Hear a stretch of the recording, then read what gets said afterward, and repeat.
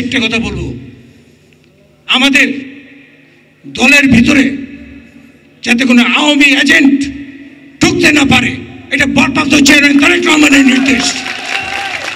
আর যদি কোনো এজেন্ট ঢুকতে পারে তো তাহলে বলে দিবেন, আমরা লিস্ট করে আমরা দরকার ভারপ্রাপ্ত সিনিয়র যুগ্ম মহাসচিব ডিসিপি এর কাছে দিব। ডিসিপি এরকম একটা কথা আমাকে বলছে যে তার কাছে জমা দেওয়ার জন্য। যদি কোনো সত্যিকার মানে আমাদের ভিতরে ঢুকে ষড়যন্ত্র করে, বাবু ভাই আর উপস্থিত বিভিন্ন ওয়ার্ডের নেতৃবৃন্দ এবং বাড্ডা থানা বিএনপির যুগ্ম আহ্বায়ক, দক্ষিণ বাড্ডার রাজনীতি বলতে আমরা যাকে চিনি, অত্যন্ত দক্ষ সংগঠক জনাব রাশেদ আলম মনু ভাই, আর উপস্থিত আমাদের শ্রমিক দলের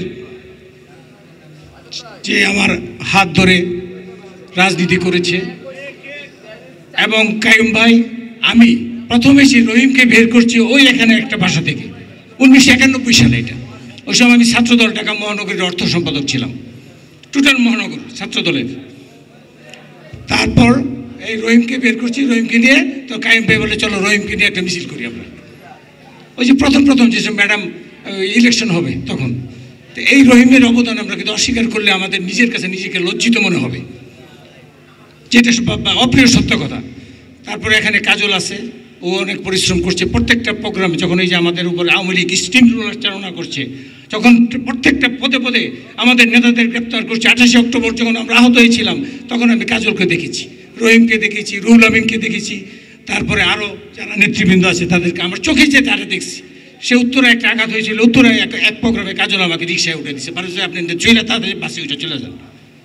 এইসব আওয়ামী লীগ ক্ষমতায়, আওয়ামী লীগের পান্ডারা এইসব আমাদের হামলা করেছে। আজকে আমরা ভুলতে পারি না এগুলি।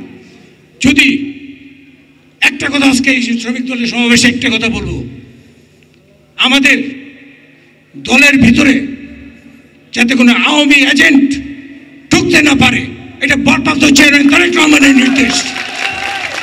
আর যদি কোনো এজেন্ট ঢুকতে পারে তো তাহলে বলে দিবেন, আমরা লিস্ট করে আমরা দরকার ভারপ্রাপ্ত সিনিয়র যুগ্ম মহাসচিব ডিসিপি এর কাছে দিব। ডিসিপি এরকম একটা কথা আমাকে বলছে যে তার কাছে জমা দেওয়ার জন্য। যদি কোনো সত্যিকার মানে আমাদের ভিতরে ঢুকে ষড়যন্ত্র করে এবং আমাদের দলের ভিতরে কোনো মানে বিভেদ সৃষ্টি করে, দে আর নট এ বিএনপি, দে আর আওয়ামী লীগ, এটা আপনাকে স্বীকার করতে হবে। আদর্শের রাজনীতি, আর আদর্শের রাজনীতি করে না, সে খালেদা জিয়ার আদর্শের রাজনীতি করে না, তারেক রহমানের নির্দেশনা সে পালন করে না। এটা আমাদেরকে বুঝতে হবে, যাতে আমাদের মাঝে কোনো দ্বন্দ্ব না থাকে, আমাদের মাঝে যেন কষ্ট না থাকে।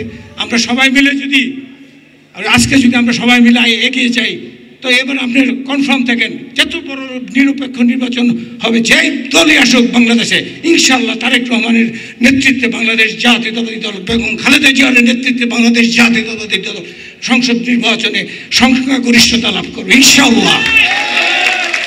আরেকটি কথা বলবো, শ্রমিক দলের নিচে বাড্ডা থানাটা একটু নেতৃবৃন্দ আছে, এখানে শাহিন আছে, আমরা আছি, সবাই মিলে আসলে তাদের যে কোন্দলটা, ওদিন আমি সভাপতিকে ডাকাইছি, প্রথম কি নাম জানি, মুর্শেদ আর আবেদরে ডাকাইছি, টেলিফোন আবেদ তোমাদের মধ্যে এলাকার মধ্যে এরকম একজনে তোমার পছন্দ করে না, একজন তোমার বিরোধী হতো, এগুলি ঠিক না। মুর্শেদের অবদান আছে, আবেদেরও আছে, সবচেয়ে বেশি অবদান রহিমের আছে, এরপরে তার রুহুল আমিন তার অবদান আছে, অস্বীকার করার কিন্তু উপায় নেই।